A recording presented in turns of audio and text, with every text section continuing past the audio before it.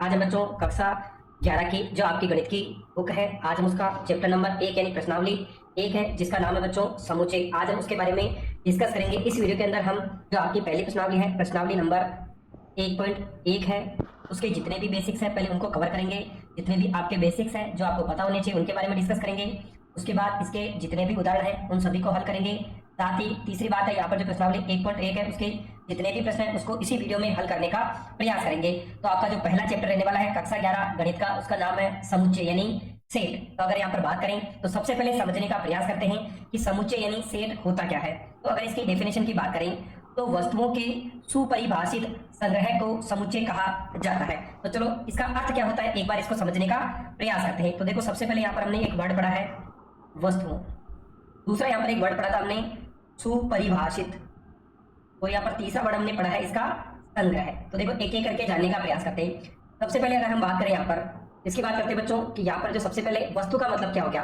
वस्तु का मतलब हो सकता है कोई संख्या हो, यानी कोई भी संख्या लिख सकते हैं अपन इसकी जगह 1 2 3 4 5। हो सकता है कोई इंग्लिश का अल्फाबेट हो, वो भी क्या हो सकता है यहाँ पर आपका वस्तु हो सकता है। अगर यहाँ पर बात करें तो 26 अल्फाबेट होते हैं, उनमें से कुछ भी हो सकता है। हो सकता है किसी खिलाड़ी का नाम हो सकता है किसी वैज्ञानिक का नाम हो। तो ये सारी जो चीजें हैं यहाँ पर, ये सब क्या कहलाती है, आपकी वस्तुएं कहलाती हैं। तो यहाँ पर वस्तु का मतलब हो गया कोई भी चीज हो सकती है, कोई संख्या हो सकती है, अल्फाबेट हो सकता है, खिलाड़ी हो सकता है, किसी पशु का नाम हो सकता है, जानवर का नाम हो सकता है, पक्षी का नाम हो सकता है। तो ये तो क्या हो गया आपका वस्तु के बारे में हमने समझ लिया।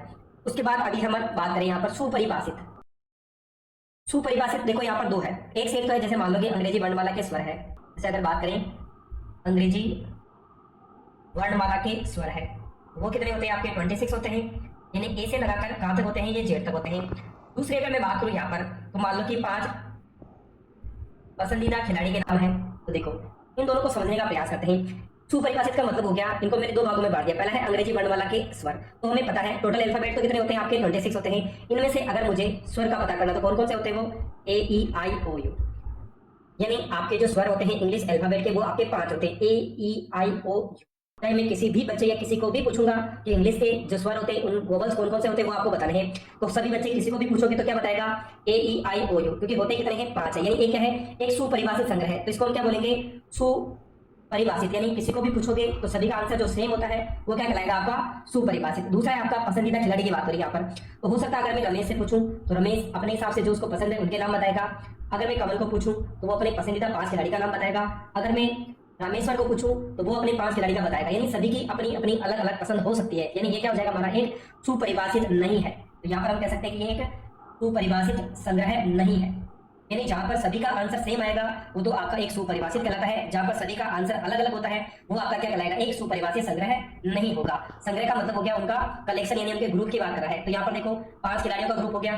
तो देखो यहाँ पर हमने 3 चीजें पढ़ी है। सबसे पहले वस्तु कोई संख्या हो सकती है, अल्फाबेट हो सकता है, खिलाड़ी हो सकता है, वैज्ञानिक है, कोई भी चीज है जिसको अपन क्या बोलते हैं इंग्लिश के अंदर ऑब्जेक्ट बोलते हैं। क्या कहते हैं इसको, ऑब्जेक्ट हो गए। सुपरिभाषित यानी जब सभी का आंसर सेम आता है, जैसे इंग्लिश के अंदर 5 वोवल्स होते हैं। अगर मैं किसी को भी पूछूं तो ए ई आई ओ यू ही बताएगा, कोई तीसरा नहीं बताएगा। तो ये क्या कहलाएगा आपका एक सुपरिभाषित संग्रह है, यानी जब सभी का आंसर एक समान हो। अगर 5 पसंदीदा खिलाड़ी की बात करें तो सभी के अपने अपने अलग अलग पसंदीदा खिलाड़ी हो सकते हैं। तो ये क्या कहलाएगा आपका एक सुपरिभाषित संग्रह नहीं है। तो यहाँ पर आपको समझ में आ गया होगा पहली लाइन का मतलब क्या हो गया। अगली बात करें यहाँ पर देखो कुछ चीजें हैं जो आपको याद रखनी है। देखो सबसे पहले प्राकृत संख्या यानी नेचुरल नंबर की बात कर रहा है। किसकी बात कर रहा है, नेचुरल नंबर। तो क्या होते हैं, ऐसी संख्या जो 1 से लगाकर अनंत तक होती है वो आपकी प्राकृत संख्या कहलाती है। तो इनको हम यहाँ पर कर लीजिए मंजिला ब्रैकेट के अंदर लिखते हैं। संख्या कहां से स्टार्ट होती है, 1 से लगाकर अनंत तक होती है। तो ये क्या कहलाएगी आपकी एक, यहाँ पर कुछ रूल्स भी हैं वो आपको याद रखने हैं। तो सबसे पहले आप देखो अगर कोई प्राकृत संख्या है जो 1 से लगाकर अनंत तक होती है तो आप इसको क्या करोगे, मंजिला कोष्ठक यानी कर्ली ब्रैकेट के अंदर लिख दोगे। अगला है पूर्ण संख्या यानी होल नंबर बोला जाता है इसको इंग्लिश में। तो इसको W से रिप्रेजेंट करते हैं, यानी जो भी आपका समुच्चय है उसको कैपिटल लेटर में लिखा जाता है, इंग्लिश के बड़े अक्षर में लिखा जाता है। और जो अवयव होते हैं क्या होते हैं, अवयव। जैसे यहाँ पर मैं बात करूँ 1 2 3 4 5, तो ये क्या है, इसके अवयव है, यानी समुच्चय है। यानी सेट क्या है आपका n है, नेचुरल नंबर है। तो 1 2 3 5 ये क्या कहलाएंगे, इसके अवयव कहलाएंगे। पूर्ण संख्या की बात करें तो W यहाँ पर किससे लिखा जाएगा, कैपिटल अक्षर से। यानी जो भी आपका समुच्चय होता है उसको कैपिटल अक्षर से लिखते हैं और जो अवयव होते हैं उनको आप स्मॉल लेटर में लिखते हैं, इसमें लिखा जाएगा स्मॉल लेटर में। इस प्रकार से आपको लिखना है। तो देखो पूर्ण संख्या क्या होती है, होल नंबर 0 से लगाकर अनंत तक होती है। यानी अगर प्राकृत संख्या में 0 और ऐड कर दो तो वो आपकी पूर्ण संख्या कहलाती है। उसके बाद है प्राकृत संख्या, ऐसी संख्या जिसके अंदर अगर मैं माइनस के नंबर और जोड़ दूं, इसको जेड के द्वारा रिप्रेजेंट किया जाता है। अगर मैं जेड प्लस लिखूं यानी धनात्मक पूर्णांक की बात कर रहा है, जेड माइनस लिखूं यानी किसकी बात कर रहा है, ऋणात्मक पूर्णांक की बात कर रहा है। तो यहाँ पर देखो माइनस के नंबर भी होंगे और प्लस के नंबर भी होंगे, यानी जेड बराबर अगर आप चाहें तो -∞, -3, -2, -1, के बाद 0 1 2 और साथ में बात होगा इनफिनिटी। इस प्रकार से भी आप इसको लिख सकते हैं। परिमेय संख्या ऐसी संख्या जिसको p बटा q के रूप में लिखा जा सकता है, वो क्या कहलाती है? आपकी परिमेय संख्या। तो यहाँ पर कैसे डिनोट करेंगे इसको? कैपिटल लेटर q से लिखा जाता है। तो p बटा q, यहाँ पर q है वो कभी भी क्या नहीं होगा? आपका 0 नहीं होगा। अपरिमेय संख्या की बात करें तो उसको कैपिटल T से लिखा जाएगा। किससे लिखा जाएगा? यहाँ पर ये नहीं होगा बच्चों, यहाँ पर आई होगा। वैसे ही है आई बराबर क्या हो जाएगा? रूट की संख्या है, उन सभी को आप किसमें लिखते हो? आपको अपरिमेय संख्या। पाई भी किसमें आती है? आपकी एक अपरिमेय संख्या कहलाती है, जो कभी भी खत्म नहीं होती है। वास्तविक संख्या यानी रियल नंबर की बात करें तो परिमेय और अपरिमेय संख्या दोनों ही अगर अपन जोड़ दें तो वो क्या कहलाती है? आपकी वास्तविक संख्या कहलाती है। अंग्रेजी के स्वर की बात करें वर्णमाला की तो वो 5 ही होते हैं, ए ई आई ओ यू। तो आप इस प्रकार से मंजिला ब्रैकेट यानी आप कर्ली ब्रैकेट के द्वारा इनको लिख सकते हैं। सम संख्या की बात करें ऐसी संख्या जिसमें 2 का भाग जाता है, 2 4 6 8 अनंत तक होगी, तो इसको किससे लिखेंगे अपन? ई का मतलब हो गया सम यानी इवन नंबर की बात की जा रही है। अगला है आपका विषम संख्या यानी ओड नंबर की बात कर रहा है, यानी 1 से लगाकर ऐसी संख्या जिसमें 2 का भाग नहीं जाता है वो सारी संख्या आपकी विषम संख्या कहलाती है, जिसको हम ओ का मतलब ओड नंबर से रिप्रेजेंट करते हैं। और हमें पता है जो भी समुच्चय यानी सेट होता है उसको हमेशा कैपिटल लेटर के द्वारा डिनोट किया जाता है। अगला है जैसे 210 इसके गुणनखंड है, यानी 2 का भाग भी जाता है, इसमें 3 का भी जाता है, 5 का भी जाता है, 7 का भी जाता है और 1 का भी जाता है। तो इसके गुणनखंड क्या हो जाएंगे? 1 2 3 5 और 7। ये सारी संख्या कौन सी है आपकी? देखिए हम लोग तो 1 नहीं आएगा, अभाज्य संख्या होगी ये सारी, जिसका भाग किसमें जाता है? आपका 210 के अंदर जाता है। तो ये क्या कहलाएगी? आपकी सारी संख्या कौन सी हो जाएगी? आपकी अभाज्य संख्या कहलाती है। तो यहाँ पर आपको समझ में आया होगा कि क्या क्या चीजें आपको याद रखनी है। ये सारे इसके बेसिक्स थे। देखो इसके कुछ बेसिक्स और हैं, उनको हम जान लेते हैं। अगली बात करें यहाँ पर जो आपके महत्वपूर्ण बिंदु है, जो आपको पता होने चाहिए सभी के सभी, क्योंकि जब भी आप इसको पढ़ोगे तो आपको निम्न चीजों का आइडिया होना चाहिए। सबसे पहले लिखा हुआ है समुच्चय को प्राय अंग्रेजी वर्णमाला के बड़े अक्षर के द्वारा लिखा जाता है। मान लो आपका ये समुच्चय है तो आप इसको किसके द्वारा लिखोगे? कैपिटल लेटर से। मान लो आपका बी समुच्चय है तो आप कैसे लिखोगे इसको? Capital letter. और इसके जो अवयव है, दूसरा है समुच्चय के अवयव को अंग्रेजी वर्णमाला के छोटे अक्षर से लिखा जाता है। तो देखो यहाँ पर अगर बात करें तो आपके जो इसके अवयव है इसको आप कैसे लिखोगे? अंग्रेजी वर्णमाला के स्मॉल लेटर से लिखा जाएगा। समुच्चय को कैपिटल लेटर से लिखते हैं, जैसे नेचुरल नंबर है तो एन आ जाएगा। यहाँ पर जितनी भी संख्या है नेचुरल नंबर यानी प्राकृत संख्या, उसको आप कैसे लिखोगे? जो एन है उसको कैपिटल में लिखा जाएगा समुच्चय को, और इसके जो अवयव है यानी इसके एलिमेंट्स है उनको स्मॉल लेटर के द्वारा रिप्रेजेंट किया जाता है। इसलिए अगर यहाँ पर बात करें तो यदि ए समुच्चय ए का अवयव है तो इसको ए बिलोंग्स टू ए लिखा जाता है। देखो आपको दो चीजें और समझनी है।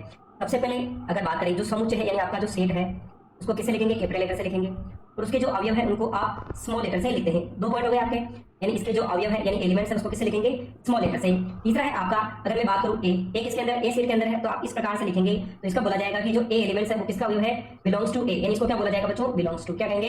ए बिलोंग्स टू ए हो जाएगा। अगली बात करें, मान लो यहाँ पर डी तक है, ई नहीं है तो ई को आप ई करके कैसे लिखोगे? ए के अंदर। तो इसका अवयव है क्या? ये ई ए सेट के अंदर नहीं है, यानी ए का समुच्चय के अंदर नहीं है ई, तो आप कैसे लिखोगे? इसको काट दोगे, यानी डज नॉट बिलोंग टू। क्या लिखोगे यहाँ पर?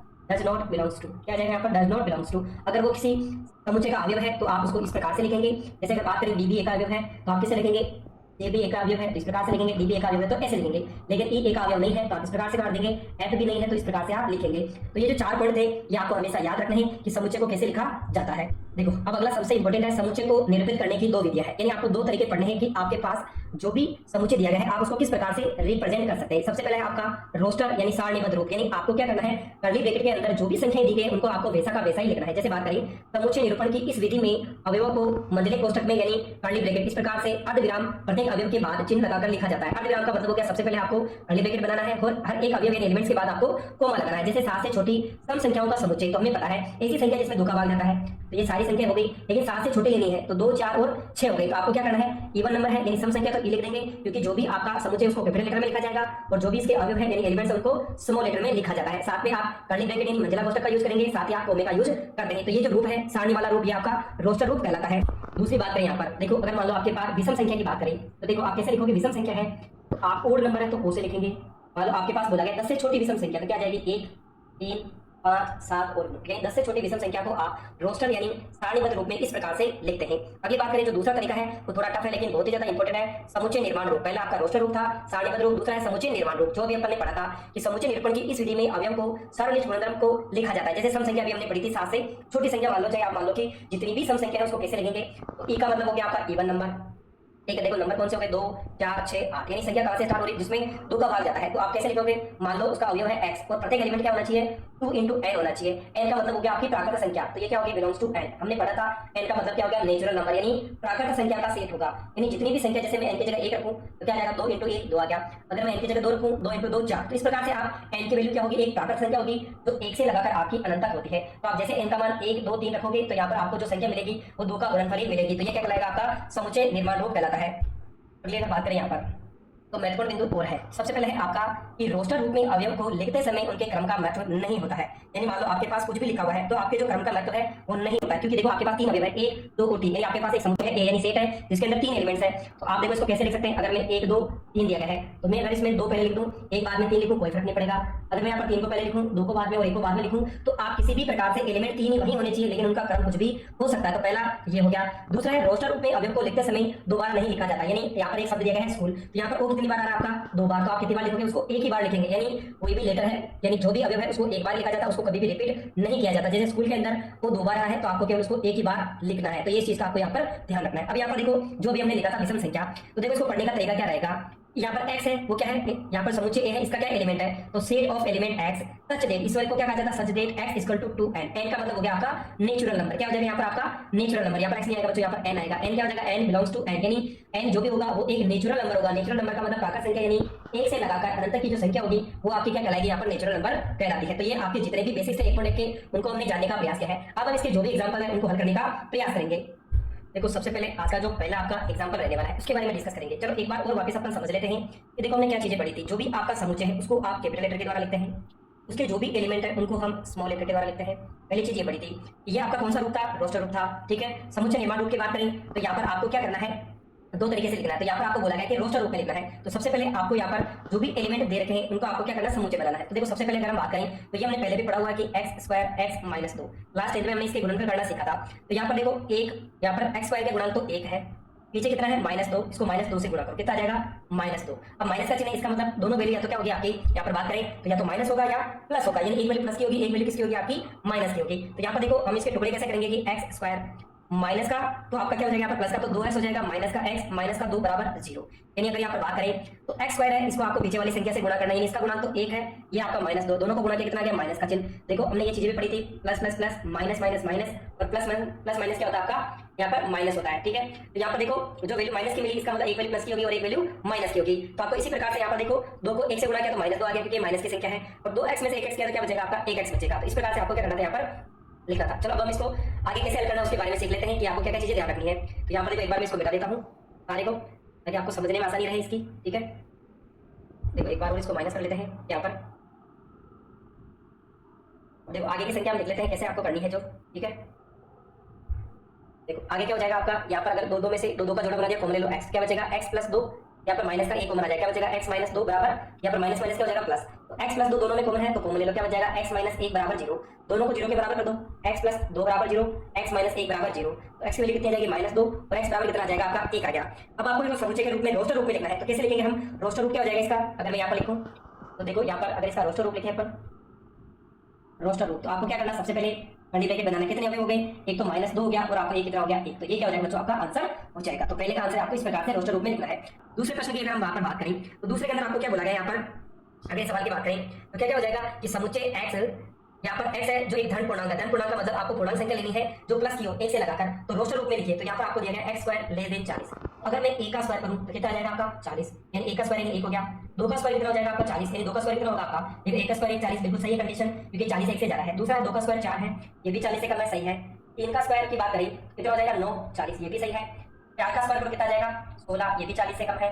5 का स्क्वायर लिखूं मैं अगर तो कितना हो जाएगा 25, ये भी आपका 40 से कम है, सही है। 6 का स्क्वायर लेस देन 40, तो 6 का स्क्वायर 36 है, ये भी आपका 40 से कम है। 7 का स्क्वायर करूं तो ये कितना आ जाएगा 49, तो ये 40 से कम होता है क्या, नहीं होता, तो ये क्या हो जाएगा आपका रॉन्ग हो गया।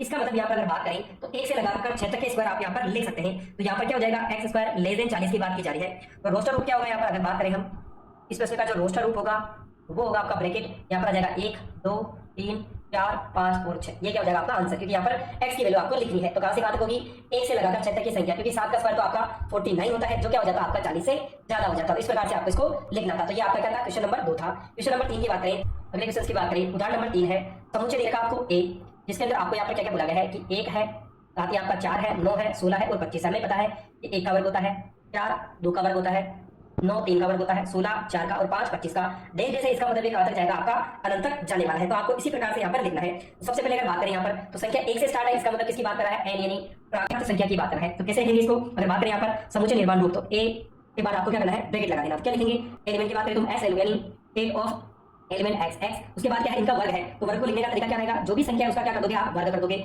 उसके बाद आपको क्या करना है, सारी संख्या कौन सी है 1 से लगाकर अनंत तक है, तो हम लिखेंगे n क्या होगा बिलोंग्स टू n होगा। जो क्या है, n एक प्राकृत संख्या का सेट है। तो हमें पता है n की वैल्यू क्या होगी यहाँ पर, तो ये होगी आपकी 1 से लगाकर अनंत की संख्या होगी। तो आपको इस प्रकार से इस सवाल के अंदर लिखना था। क्वेश्चन नंबर 4 की बात करें यहाँ पर, तो देखो क्वेश्चन नंबर 4 पढ़ लेते हैं।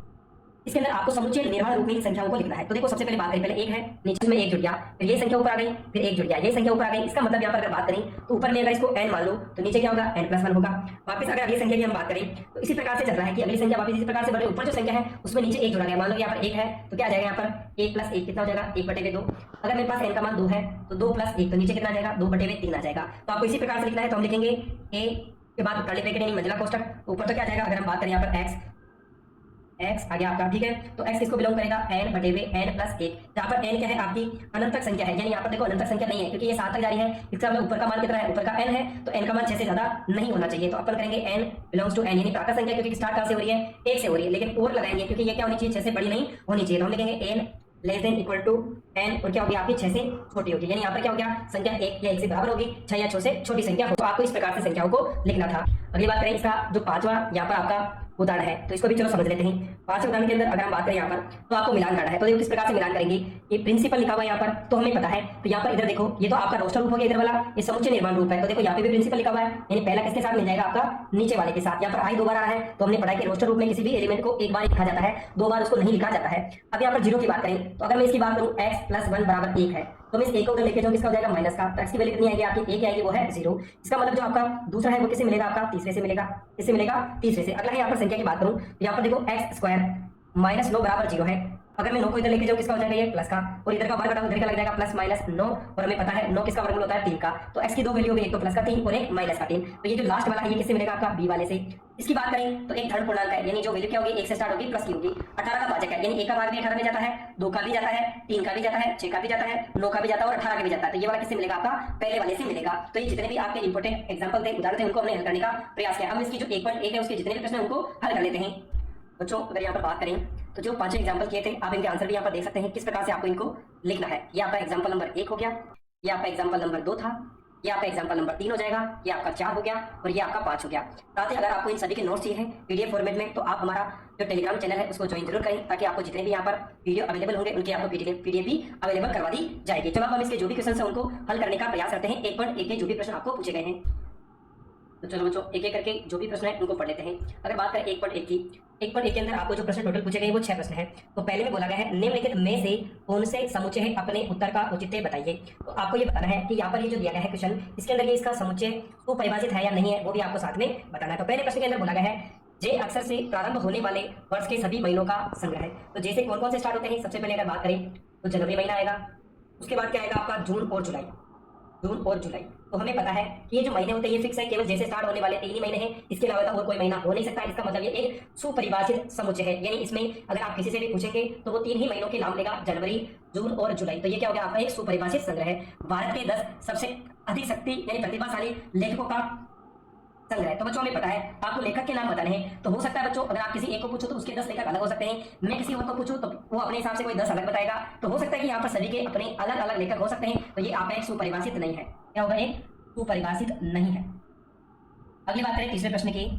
अगले प्रश्न की बात करें, क्वेश्चन नंबर 3 है विश्व के सर्वश्रेष्ठ 11 बल्लेबाजों का संग्रह। हो सकता है कि सर्वश्रेष्ठ हर एक आदमी का अपना अलग अलग मत हो सकता है। तो मेरे हिसाब से कोई और अच्छा होगा, आपके हिसाब से कोई और अच्छा 11 बल्लेबाज होगा। तो सभी अपने अपने हिसाब से बताएंगे, तो ये भी आपका सुपरिभाषित नहीं है। तो यहाँ पर भी आ जाएगा सुपरिभाषित नहीं है। अगला है आपकी कक्षा के सभी बालकों का संग्रह। तो बच्चों ये सुपरिभाषित है, मान लो आपकी कक्षा में 30 विद्यार्थी है, तो सभी क्या बोलेंगे उस कक्षा में 30 ही है, तो ये चेंज हो नहीं सकते। तो ये क्या जाएगा आपका सुपरिभाषित होगा। क्यों होगा, कि सभी का मत क्या होगा, एक जैसा ही होगा। मान लो आपके कक्षा में 30 विद्यार्थी है, तो 1 से लगाकर कितने बताएंगे आप, 30 ही बताएंगे। 100 से कम सभी प्राकृत संख्याओं का संग्रह है।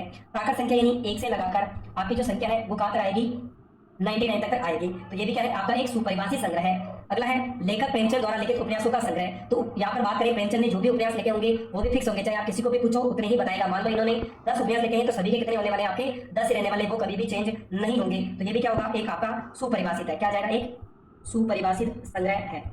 अगली बात करें सभी समपूर्णांकों का संग्रह है। तो यहाँ पर देख बच्चों अगर बात करें पूर्णांक संख्या, तो ये भी आपकी क्या होगी, समपूर्णांक संख्या। तो यहाँ पर ये भी क्या होगी, आपकी फिक्स होगी, अनंत होगी। तो ये भी क्या एक सुपरिभाषित संग्रह है। अगला है इस अध्याय में आने वाले प्रश्नों का संग्रह। तो मान लो कि मेरे बुक में 10 है, तो आपकी बुक में भी कितने होने वाले, वो 10 ही है। तो ये भी क्या हो जाएगा, आपका एक सुपरिभाषित संग्रह होगा। अगली बात करें विश्व के सबसे अधिक खतरनाक जानवरों का संग्रह। तो हो सकता है मेरे अनुसार जानवर अलग हो, आपके अनुसार अलग हो, तो ये एक समुच्चय नहीं है, तो हम लिखेंगे ये सुपरिभाषित नहीं है। क्या है? सुपरिभाषित नहीं है, तो हम कह सकते हैं ये एक समुच्चय नहीं है। अब आपको लिखना कैसे है वो भी आप समझ लें। यहाँ पर जो मैंने अभी क्वेश्चन कराया है उसके जो भी आंसर है वो भी आप यहाँ पर देख सकते हैं। सबसे पहला था जे अक्षर वाले, आप इनके आंसर इस प्रकार से लिख सकते हैं, मैंने आपको समझा दिया है आपको कैसे लिखना है इनको। इस प्रकार से आपको सारे क्वेश्चन लिखने हैं। अगले क्वेश्चन की बात करें क्वेश्चन नंबर 2 की। यहाँ पर देखो आपको बोला गया कि मान लीजिए एक समुच्चय ए है, इसके अवयव आपको एलिमेंट्स देके 1 से लगाकर 6 तक तो रिक्त स्थानों में बिलोंग्स टू और डज नॉट बिलोंग्स टू लगाना है। सबसे पहले 5 की बात करूं, 5 इसके अंदर है क्या है, इसका मतलब ये ए का अवयव है, तो आप क्या लिखोगे बिलोंग्स टू। दूसरी बात करें 8 ए का अवयव है क्या, नहीं है, तो हम इसको कैसे लिखेंगे, चलो इसको भी लिख लेते हैं। आप यहाँ पर क्या लिखोगे डज नॉट बिलोंग्स टू, आपको इस प्रकार से लिख करके इसको क्या करना है काट देना है, हम यहाँ पे इसको काट देंगे। अगली बात करें अगले की 0 इसके अंदर है क्या, नहीं है, तो ये भी डज नॉट बिलोंग्स टू आ जाएगा। अगली बात करें यहाँ पर 4 है क्या, इसके अंदर 4 भी है, तो ये आ जाएगा आपका बिलोंग्स टू।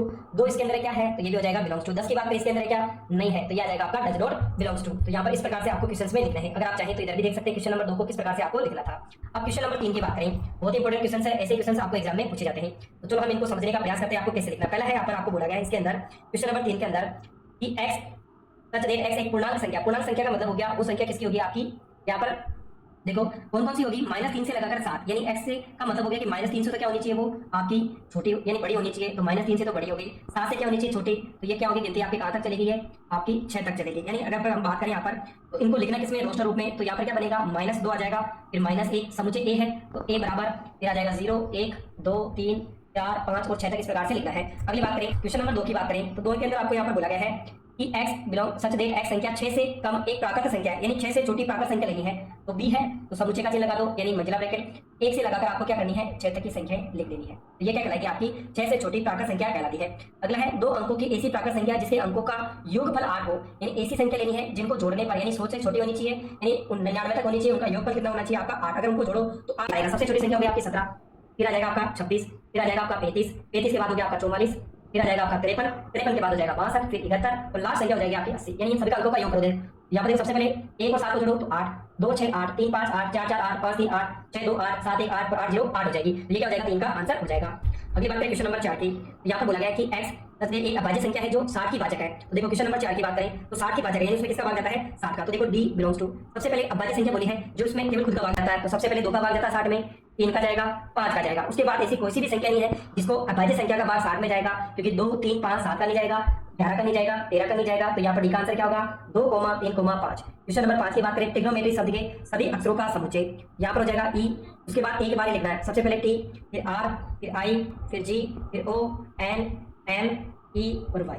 यहाँ पर देखो अगर बात करूं तो यहाँ पर देखो एन कितनी बार आ रहा है, यहाँ पर अगर बात करें ओ की ओ 2 बार आ रहा है तो आपको एक बार ही लेना है, यानी अगर कोई भी अवयव यानी एलिमेंट्स अगर 2 बार 3 बार आ रहा है तो उसको एक बार ही लिखना है, तो ये क्या हो जाएगा ई हो गया। इसकी बात करें बेटा शब्द के अक्षरों का समुच्चय, तो एफ, उसके बाद देखो सबसे पहले बी आ गया, फिर आपका ई आ गया, टी दोबारा था तो एक बार लिखेंगे, ई पहले आ गया तो नहीं लिखेंगे, फिर लास्ट में क्या लिख देंगे अपन आर लिख देंगे, तो ये क्या होगा क्वेश्चन नंबर 6 का आंसर। यहाँ पर अगर बात करें तो आप इन सभी के आंसर को इधर भी देख सकते हैं किस प्रकार से हमने यहाँ पर लिखे हैं, ये पहला क्वेश्चन रिपीट हो गया, इसको आप हटा दें, तो सारे के सारे जो मैंने समझाए वैसे आपको करने हैं। अगली बात करें क्वेश्चन नंबर 4 की, तो यहाँ पर बोला गया निम्न के समुच्चय को समुच्चय निर्माण रूप में आपको यहाँ पर लिखना है, तो चलो हम देख लेते हैं किस प्रकार से लिखना है। देखो सबसे पहले प्रश्न की बात करें तो यहाँ पर 3 के बाद 6, 6 के बाद 9, 9 के बाद क्या है 12 है, इसका मतलब क्या हो रहा है 3 3 का यहाँ पर भाग दिया जा रहा है, तो हम क्या लिखेंगे सबसे पहले समुच्चय ए, उसके बाद मंजिला ब्रैकेट, सबसे पहले हम ले लेते हैं x सच दैट x। अब देखो x का मान क्या हो रहा है यहाँ पर, अगर बात करें 3 का गुणा है तो अपन क्या लिखेंगे 3n, n के बाद अगर बात करें तो ये संख्या क्या है 3 एकम 3, एक बार गुणा किया फिर 2 बार 3 बार और 4 बार, यानी हमें जाना तक है n तक जाना है, तो n क्या होगी 1 से स्टार्ट हो रही है, यानी आपकी ये प्राकृत संख्या होगी, और साथ में आपको क्या करना और लगाना है, क्योंकि ये जो संख्या होगी ये आपकी 4 से बड़ी नहीं होनी चाहिए, तो हम यहाँ पर लिखेंगे n less than equal to कितना होगा आपका 4 होगा। अगले सवाल की अगर बात करें यहाँ पर तो दूसरा प्रश्न जो आपको दिया गया है इसके अंदर देखो आपको बोला गया है 2 4 8 16 और 32, अगर मैं इनको आपको अलग से समझाने का प्रयास करूं तो देखो ये नंबर बने कैसे हैं, अगर मैं 2 की पावर 1 करूं, 2 की पावर 2, 2 की पावर 3, 2 की पावर 4 और 2 की पावर 5 इस प्रकार से है, यानी यहाँ पर ये जो संख्या है ये प्राकृत संख्या है, तो मैं इनको 2 की पावर n लिख सकता हूँ। तो यहाँ पर अगर मैं समुच्चय की बात करूँ तो देखो समुच्चय में कैसे लिखेंगे इनको, तो सबसे पहले क्या आ जाएगा आपका कि x यानी a लिख लें, यहाँ पर a समुच्चय ब्रैकेट आ गया x सच दैट x बराबर 2 की पावर क्या करेंगे इसको n लिखेंगे, n क्या होगा 1 से लगाकर संख्या है, देखो यहाँ पर भी क्या है आपके 5 तक चल रही है, तो हमें यहाँ पर और लगा करके क्या लिखना n लेस देन 5, क्यों लिखेंगे क्योंकि प्राकृत संख्या होने कहाँ तक चाहिए 5 तक। तीसरे की अगर बात करें यहाँ पर तो तीसरा है 5 25 125 और 625, तो यहाँ पर ये 5 की पावर 1 है, ये 2 है, ये 3 है, ये 4 है, यहाँ पर भी क्या हो जाएगा आपका कि x सच दैट x 5 की पावर n, n क्या हो जाएगा एक प्राकृत संख्या है, और देखो कहाँ तक चल रही है 4 तक चल रही है, तो हम लिखेंगे n less than equal to 4 हो गया। अगली बात करें चौथे प्रश्न की, तो यहाँ पर देखो ये सारी सम संख्या है लेकिन ये अनंत तक है, तो हम क्या लिखेंगे यहाँ पर कि x सच दैट x बराबर क्या लिखेंगे 2n, क्या लिखेंगे इसको 2n लिखेंगे, और ये n क्या हो जाएगा, ये आपका प्राकृत संख्या का सेट हो जाएगा। पांचवें की बात करें यहाँ पर, तो ये सारे क्या है, वर्ग है, ये a का वर्ग है, ये 2 का है, ये 3 का है, कहां तक चलेगा 10 तक चलेगा। तो यहाँ पर हो जाएगा x बराबर, यहाँ पर क्या करेंगे n का अपन क्या कर देंगे स्क्वायर, और n का स्क्वायर कहां तक है ये आपका, अगर बात करें तो सारा 1 से स्टार्ट है, तो यहाँ पर क्या लिखेंगे, ये भी एक प्राकृत संख्या है, और कहां तक होनी चाहिए, ये आपकी 10 तक की होनी चाहिए। तो इस प्रकार से आपको चौथे सवाल को लिखना था। तो देखो इसके अगर आंसर की बात करें तो आप इनको अच्छे से लिखना चाहें तो आप इस प्रकार से देख सकते हैं किस प्रकार से आपको इनको लिखना है। अगले प्रश्न की बात करें, क्वेश्चन नंबर 5 की, तो पांचवा प्रश्न है आपका यहाँ पर कि निम्नलिखित समुच्चय के सभी अवयव को सूचीबद्ध कीजिए। आपको क्या करना है, इनको सूचीबद्ध करना। देखो कैसे लिखेंगे इनको, आपको रोस्टर रूप में लिखना है। पहला है आपका विषम प्राकृत संख्याओं का संग्रह, तो क्या जाएगा x, सारणी के अंदर आपको इनको लिखना है। तो देखो कहां से कहां तक है, ये विषम संख्या है तो हमें पता है कहां से कहां तक होगी, 1 फिर 3 हो गई, फिर 5 फिर 7 अनंत तक है, तो आप इंफिनिटिव लगा दोगे, आप दे कर दोगे। दूसरा डी की बात करें, एक पूर्णांक संख्या है, तो देखो -1/2 पूर्णांक संख्या के अंदर क्या होता है, माइनस की संख्या भी होती है आपकी और प्लस की संख्या भी होती है, लेकिन यहाँ पर देखो बटे वाली संख्या नहीं होती है, तो इसका मतलब मान लो कि आपका 0 के आसपास है, यानी -0.5 है, तो इससे छोटी संख्या क्या होगी आपकी 0 होगी। 9 में 2 का भाग दो लगभग 4 आएगा, यानी आपको 0 से लगाकर 4 तक की संख्या लिखनी है इसके अंदर। तो आपको संख्या क्या लिखोगे, सबसे पहले अगर बात करें तो b बराबर सबसे पहले 0 के बाद 1 आ जाएगा, फिर 2 फिर 3 और फिर कितना हो गया आपका 4। अगला एक पूर्णांक संख्या है, यहाँ पर क्या है x² लेस देन 4 है, कितना है लेस देन 4 है। तो देखो इसको लिखेंगे कैसे, अगर मैं सबसे पहले यहाँ पर बात करूँ -2 रखूँ, इसका स्क्वायर कितना जाएगा आपका 4, तो ये भी 4 के बराबर है। -1 का स्क्वायर कितना आएगा 1, तो ये भी आपका 4 के बराबर है। अगर मैं 0 का स्क्वायर करूँ तो भी क्या आएगा आपका 0, 4 से छोटा है। 1 का वर्ग करूँ तो भी कितना आएगा आपका 4 से छोटा है। 2 का वर्ग कितना जाएगा आपका 4 आएगा, ये भी 4 के बराबर 4 से छोटा है। अगर मैं -3 रखूँ तो 9 आ जाएगा, 3 रखूँ तो 9, ये तो ज्यादा हो जाएगा, तो यहाँ पे क्या जाएगा c बराबर कौन कौन सी संख्या लिखनी है, ये आपकी -2 -1 0 1 और 2। अगली बात करें यहाँ पर, अगले क्वेश्चन की बात करें यहाँ पर, अगला है लोयल को लिखना है आपको, तो d उसके बाद कर्ली ब्रैकेट l आ जाएगा, o आ गया, y आ गया, a और आपका l वापस नहीं आएगा क्योंकि l एक बार आ चुका है, तो आपको l को एक ही बार लिखना है रोस्टर रूप में। तो ये क्या हो जाएगा आपका आंसर हो जाएगा। अगली बात करें, वर्ष का एक ऐसा महीना जिसमें 31 दिन नहीं होते हैं, तो कौन कौन से महीने हैं जिसमें 31 दिन नहीं होते हैं। तो यहाँ पर देखो अगर पांचों की बात करूँ तो ई के बाद महीने सबसे पहले आ जाएगा फरवरी, के बाद अप्रैल आ जाएगा आपका, के बाद क्या आ जाएगा आपका जून सितंबर, जून आ गया, उसके बाद सितंबर आ जाएगा और अगला आपका नवंबर आ जाएगा। ये क्या हो जाएंगे 5 महीने हो जाएंगे। छठे की अगर बात करें तो अंग्रेजी वर्णमाला का एक व्यंजन है, के से पहले आता है, आपको क्या करना है व्यंजन लेना, ना कि आपको स्वर लेना। तो कौन कौन से हो गए, बी हो गए, सी डी ई नहीं आएगा, एफ जी एच, आई को नहीं हटाना, आई के बाद आपका एच जे जे हो जाएगा। तो ये सारे क्या हो जाएंगे 5 के आंसर हो जाएंगे। तो आप यहाँ पर भी देख सकते हैं किस प्रकार से आपको लिखना है। अंतिम प्रश्न की अगर बात करें यहाँ पर, तो आज का जो अंतिम प्रश्न है क्वेश्चन नंबर 6।